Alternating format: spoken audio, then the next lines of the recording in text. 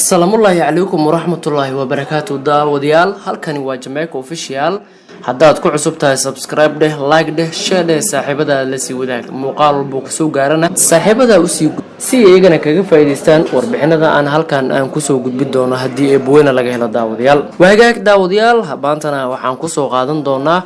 Jamaica Official warbixin cajiib ah isla markaasna ka hadlaysa haddaad doonaysid inaad nolosha aad ku guuleystid raac tilaabooyinkan daawade aan soo gudbin doono waagaag aan ku bilaabay marka hore warbixin cajiib ah ayaa laga diyaariyay warbixintan soo gudbin doono isla markaasna qobar ay u fariisatay journalka tag ee ka soo baxa dalka Spain ayaa qoray warbixin oo kaga hadlay caadooyinka subaxii ee leeyihiin dadka nolosha ku guuleystay qof kasto caado ka dhigtaana uu helayo maskax furan iyo diilo wanaagsan caajis iyo daalna isdeenayaan journalka ayaa sheegay in xili hore oo la soo kaco noocyada kala duwan ee gaadiidka la raaco si maalin shaqo adag loo wajaho ayaa sabab u noqon karaysa in awoodda qofka wiiqanto isla markaana uu dhamaado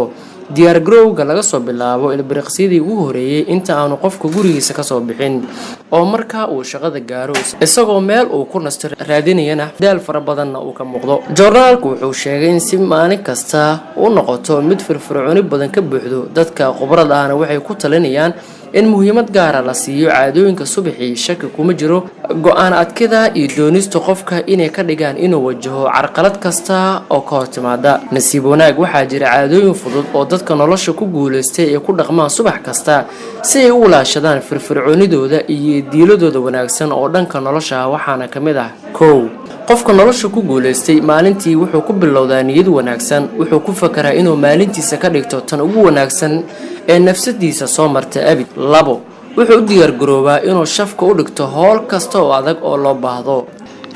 wuxuu u diyaar garoobaa inuu shaqsiyan u wajaho shaqooyinka ugu adag waa caadooyinka lagu yaqaano dadka guuleystaha sidaa darteed shaqada adag ay u soo hormariyaan hooshooda si maalinta qaybaheeda dambe waxay gadaal u dhigtaan shaqooyinka fudud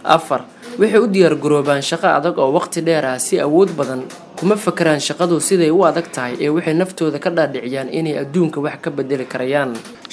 adeegsiga baraha bulshada ee xilliga hore ee subaxii way ka fogaadaan subaxii hore waxay ciyaaraan sports waana wadada ugu fiican ee firfircooni iyo niyadiska laga heli karayo waxay isku diyaan in waqtiga subaxii ay qoyskooda wax ka siiyaan xitaa kuwooda ugu mashquulka badan si ay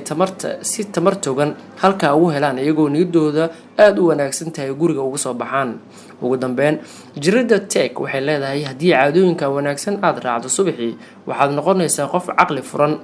haddii caado maalmeed aad ka dhigatana waxaa shakilaanahay in daal iyo caajis toona aadan dareemayn maalintaada shaqo si kastaba u adkaatee waagaag daawadayaal warbixintii koobneed oo aan kaga hadlaynay guulistaha qofka si aad u noqoto guulistaha u wanaagsan waan filayaa in talaabooyinkaas aad ku dhaqmi doonto Jamaica Official haddaad ku cusub tahay daawade marka la subscribe like dheh share saaxiibada la sii wadaag gambaleelka korona waa ku muhiim hayloobin si muuqaal walba cusub uu ku soo gaaro